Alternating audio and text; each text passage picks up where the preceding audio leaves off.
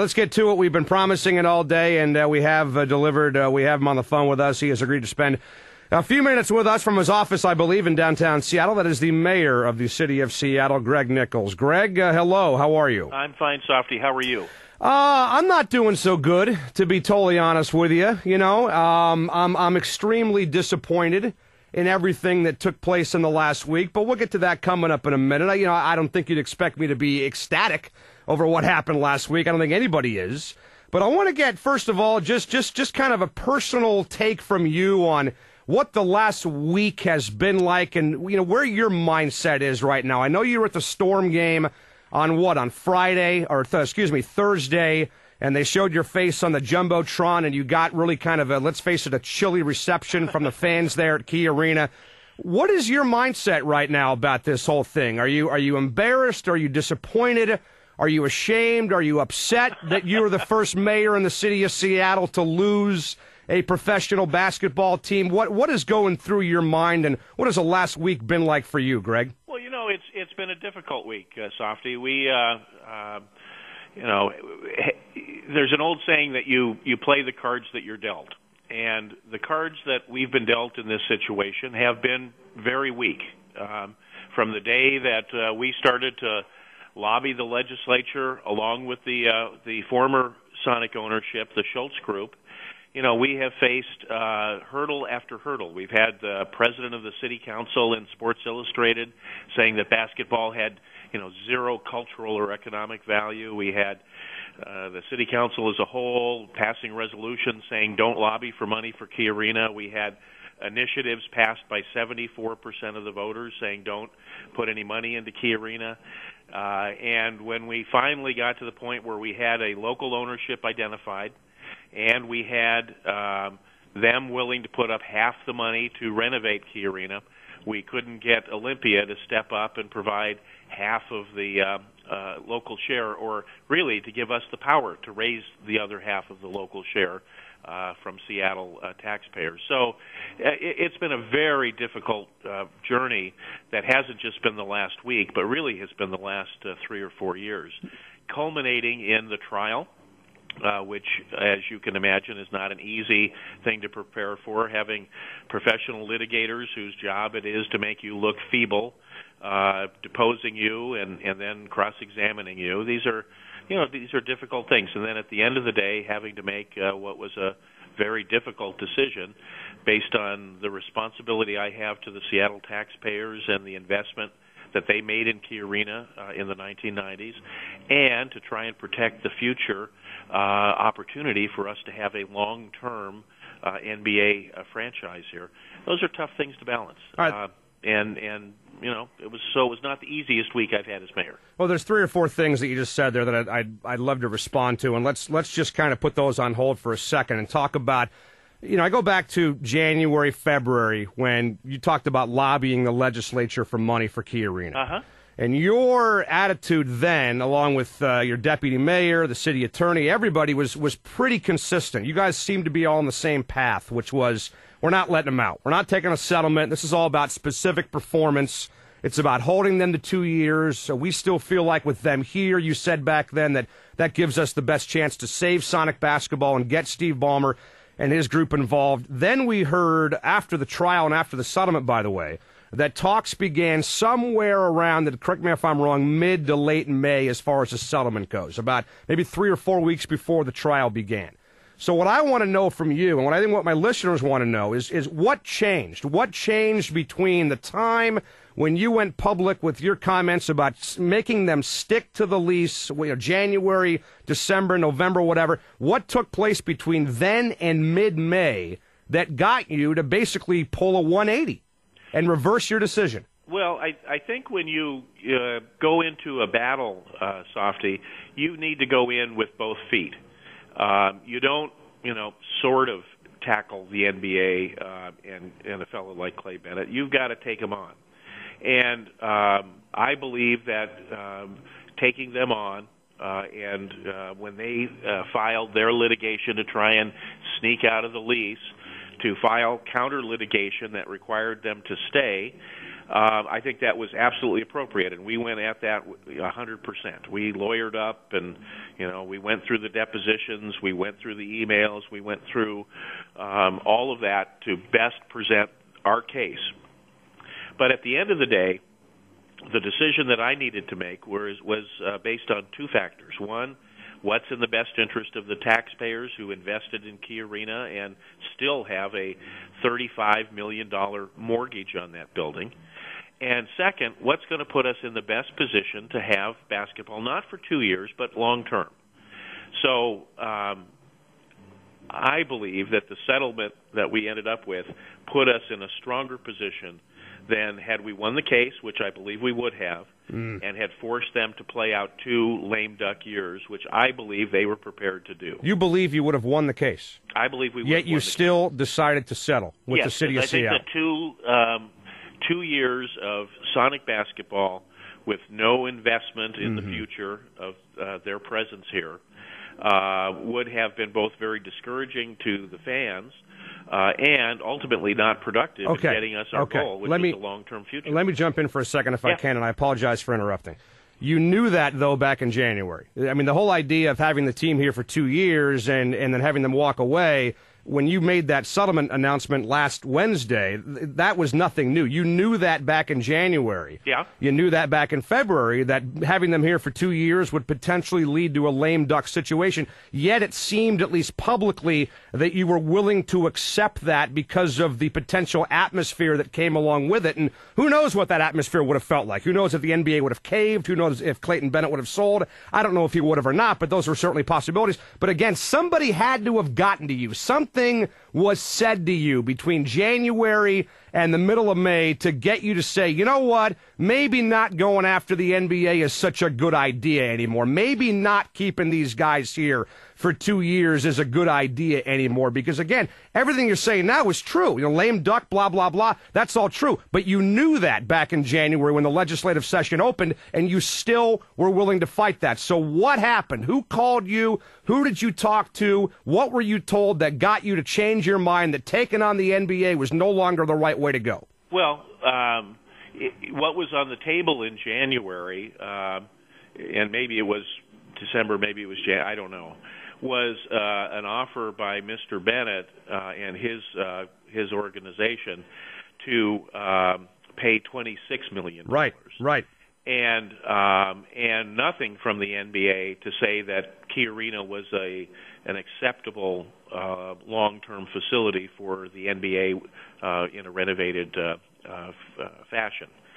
So one, by sticking in there and continuing to fight and showing we were willing to go through the trial, we basically tripled the amount of money. So that means that we can actually pay off the mortgage on the building and upgrade the building for whatever future use. But again, you said it was not about money back in January. And secondly, what we got from the NBA was not a guarantee. We fought to get a guarantee, and we couldn't get it, and we ultimately decided that that wasn't something that was going to be forthcoming. But we did get them to retract all of the trash that they'd been talking about Key Arena, so that it is a viable facility. We have local ownership that's still interested in owning a team here in Seattle and joining with the public in investing in the building. So that was a different circumstance as well. So going forward, the Sonics aren't going to play those 2 lame duck seasons, but we have the NBA saying publicly that the facility, with the plans that we've drawn up, is adequate to host the NBA for the long term. We have a local ownership that nobody can argue isn't qualified to own and operate an NBA team. And I think that puts us in a stronger position because we remain the 12th largest market in the country and a market that has successfully had NBA basketball for 41 seasons. Well, frankly, Mayor Nichols, I think a lot of those things are irrelevant. You know, the 12th largest market in ownership group, you know, I mean, look, the NFL has gone without a football team in Los Angeles for a long time now. And if the NFL can go without L.A., the NBA can go without Seattle. They have not got a That's facility. True, but again, but guess what? We have a facility. No, we don't. Right now, we don't. Have a facility. No, we don't have a facility. We have a shell of what you hope is the facility. Am I correct in saying that? No, I don't believe that you are. We have a facility that's 10 years, basically 10 years old into its life, and we have, and what we need to show the NBA, and what frankly we need help with from supporters of NBA basketball here, is a financing package to be able to make the kinds of renovations to make it a long-term venue, a successful long-term. So you'll admit that Key Arena, as it stands right now, is not viable. It'll be viable after the upgrades are made. Well, is that correct? Not viable. You know, it's the NBA's business model that isn't viable. That building works just fine. It doesn't produce the kind of revenue that some of the new fancy schmancy places do, I understand. It would sure help if the team made the playoffs once in a while. Mm-hmm. And if they made it deep into the playoffs, they could make money on a year-to-year basis. But we will concede that for the NBA to come back here long-term, we need to make those renovations. Yeah. And we need the legislature to authorize us to collect that revenue along with city resources to make that happen. I want to go back to something, Greg, we just talked about. And again, Greg Nichols, Mayor Seattle, with us. You talked about tripling the amount of money during that whole process that you originally would have gotten from Clayton Bennett when he initially offered us $26 million. And you're correct in saying that. But again, I just go back to your public comments when consistently it was always not about the money.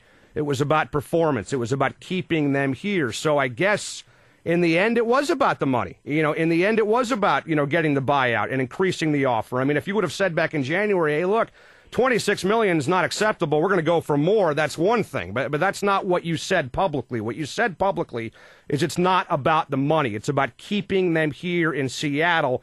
And you've got to understand why people are frustrated with that, because in the end, it was about more money and really, a vague, I don't even know if I'd call it a promise, that the NBA is going to accept Key Arena as a viable facility.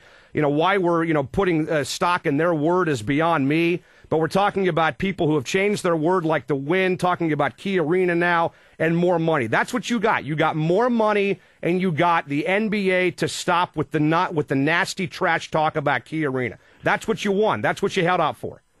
$75 million and retraction of what they said about Key Arena. Right. An acknowledgement that with local ownership, they would accept the Key Arena, a renovated Key Arena, as an NBA facility. But that is important. Don't underestimate that. Well, but again, if it wasn't about the money back in January, why was the money good enough in May? As I said, Softy, I've got two responsibilities. One is a fiduciary responsibility to the taxpayers to protect their investment in that building. And the second is to try and put us in the best possible position for a long-term future, not a 2-year future, but a long-term future for NBA basketball. All right. Well, we can go all day on that, but I just think what you got in July was inconsistent with what you said you were looking for back in January. So let's just move on from that. The other thing, and there's a couple things I want to get to, and again, we appreciate you doing this. Greg Nichols, the mayor of Seattle, with us here on 950 KJR. Paragraph 6 of the settlement agreement, which I'm sure you're very familiar with by now. Much more than I would like to be, yes. Well, let me just flat out ask you, why in the world would anybody on the city council or in your office ever agree to allow to give Clayton Bennett and his franchise any shred of our history regarding the Sonics? Well, the Seattle Supersonics are the new world champions. And I now want to present the world retain the history to them, which and they the can name keep permanently. And the memorabilia. And there are pieces of that the NBA owns, the licensing and that kind of thing. The NBA owns that. We don't have any control over that. So that wasn't a piece that we could, or that even probably Bennett could, give up. That is a thing that the NBA owns and licenses and makes a lot of revenue off of. They own Gary Payton's statistics? Well, as I said, the history and the memorabilia stay here in Seattle. on a shared basis. Well, with Oklahoma. And if I'm not mistaken, I've read the agreement, and you tell me if I'm wrong, that's only if we have a team in place by 2013. No, the memorabilia, stays here. It stays here. And Oklahoma cannot replicate a trophy, replicate a banner. They can make copies of stuff. You're right there. And why is that? Is that what you're getting at with the NBA? Does the NBA own those? The licenses? We don't have the control over the NBA owns the license to the championship trophy and the championship banner. Well, that one you're going to have to take up with the lawyers. But we didn't have, as I understand it, we didn't have the ability to control that. The originals, the memorabilia, that stays here. Yeah. Well, okay. All that stuff I can understand. The licensing and the logo and blah, blah, blah, that makes sense. But the history and the statistics and the numbers and the records and all that, to even think that I'm going to potentially, Greg, open up an Oklahoma City Thunder or whatever the heck their name's going to be, media guide come November and see Gary Payton, Dennis Johnson, Gus Williams, Jack Sikma, Fred Brown in that media guide, it makes me sick to even think about that. And that sounds like something that you guys agreed to share with Oklahoma. That doesn't sound like anything the NBA has rights to. It sounds like something that you in the settlement agreement agreed to share with Oklahoma. Well, look, this Am I wrong? This whole thing is, I don't know. You don't know. I'm not a lawyer, so the Seattle Supersonics are a Seattle institution. What left was Clay Bennett's lineup. And,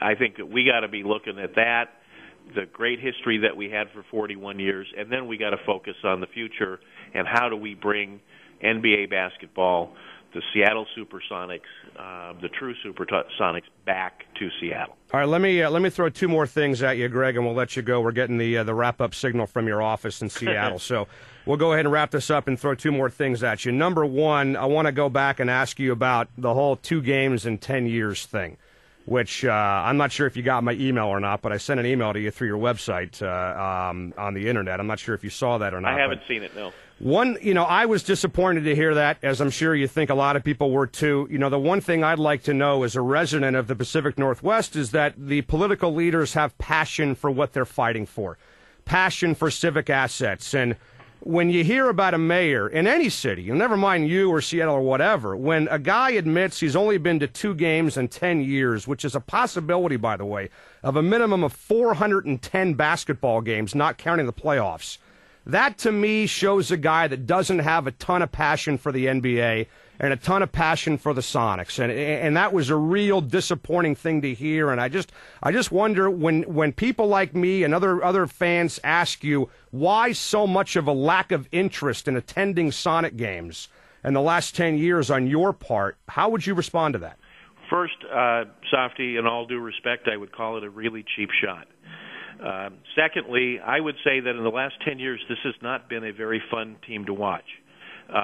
When George Karl was here and they won 60 games a year on a consistent basis, they were exciting. They were a good team to watch, and the NBA itself was a lot more fun to watch. But in the last 10 years, very frankly, we have not seen a whole lot of passion on the floor. We have one playoff experience in recent years, and that, really honestly, was a fluke and wasn't repeated. I've been to the opera twice in probably the same length of time. It doesn't mean that I don't think that the opera is important for Seattle and for art lovers in our city, and that I wouldn't fight to help them survive. I've been to the symphony once or twice, and when they ran into financial problems a year ago, we stepped up and we helped make sure that the symphony didn't have to miss payroll or close its shops. So I don't think you have to be sitting at courtside, on opening day every year in order to fight for the interests of this city and the people of the city. All right, last question for you, and again, we'll let you go. Greg Nichols, again, the mayor of Seattle, and I was asked by somebody, and it's a great question, and you opened up the interview by talking about the cards that you were dealt, and that it was a really kind of weak hand, I think, is what you talked about. Uh-huh. Some would say that they disagreed, that there were more cards to be played, that even if Judge Peckman rules against the city, that you would have had the appeal process, which could have kept them here for one more year. You could have used that year's leverage to maybe even get a better deal. And if Judge Peckman had ruled in favor of the city, which you said on record you think you would have won the case. Yes, I do. Then you would have had 2 more years as leverage to throw their way. Why not play those other cards that you potentially had? Why give those up? Because I think, Softy, during the trial and toward the conclusion of the trial, I think we were in as strong a leveraging position as we could be in terms of getting the Bennett Group to pay for the right to leave the city, as opposed to sneaking out of town and not reimbursing the people of this city for our loss. And second, we had the opportunity to play out with the NBA what we could get from them in terms of any assurances. I don't think we would have been in a particularly stronger position after the verdict. I think we were in as strong a position as we were going to be. All right, Mayor Nichols, we appreciate you doing this, answering some tough questions, and I think you obviously know where a lot of us stand, a lot of our listeners stand, that we are all extremely disappointed in the leadership, not just in the city council, but the mayor's office, the King County Council's office, the governor's office. And look, bottom line, Greg, is the Sonics are gone. And, I hear a lot of passing of the buck among the politicians in this state and in this city. But in the end, the sad thing is the fans are the ones who end up taking it the most. And I wonder and I question whether you and the city council and the King County Council and the state legislature are going to be capable of bringing the NBA back. But we all wish you the best of luck and hope that you're successful, because we miss the Sonics and we miss the NBA already. Well, Softy, we need to pull together and try and figure out how we get this resolved, how we get the financing package for the arena so that we can move forward on that piece. And then hopefully not have people in Sports Illustrated questioning the basic value of having this, but instead come around a plan and make it hard for the NBA to say no to this great market. Oh, you can talk to your city council members about that SI article. Well, they're your city council members too, Softy. Yeah. I live in Linwood, actually. Okay. So unfortunately, I don't have a vote. I wish I did. All right, Greg, thank you for doing this. You bet. Thank you.